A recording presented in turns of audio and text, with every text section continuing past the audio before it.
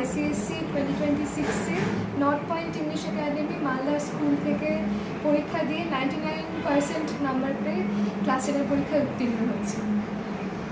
তুমি এই যে সর্বোপরি আমি নিজের মা বাবাকে একটা অ্যাকনলেজমেন্ট দিতে চাই, কারণ মা বাবার সাপোর্ট ছাড়া সত্যি আমি পারতাম না। কারণ শুধুমাত্র পড়াশোনা নয়, আমাকে সবসময় মামা বাবা এনকারেজ করেছে যে নাচ, গান, আবৃত্তি, ড্রয়িং সব কিছুর পেছনে 100% এফার্ট। আর তার সঙ্গে অবশ্যই আমাদের গুরুজন, আমাদের টিচাররা আমাকে এত সাপোর্ট করেছেন, এত আমাকে গাইডেন্স দিয়েছেন। আর আমার মনে হয় যে এর থেকে বেশি আর কিছু দরকার পড়ে না।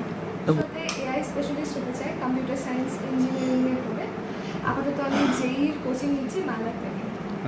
আর তোমার এমনি ভবিষ্যৎ, তোমার হবি কি, তোমার শখ কি? আমার শখ নাচ।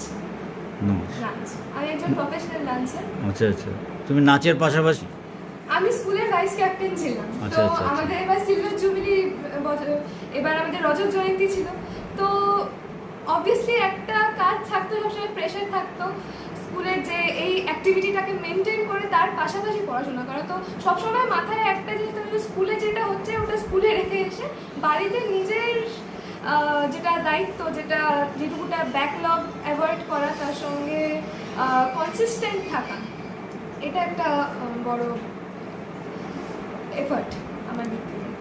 আচ্ছা, তুমি এই যে মানে দিনে তুমি কত? আমি দিনে প্রথম 5-6 মাস তো খুব বেশি বলবো না, দিনের মধ্যে পূর্ণ মনোযোগ দিয়ে 5 থেকে 6 ঘন্টা।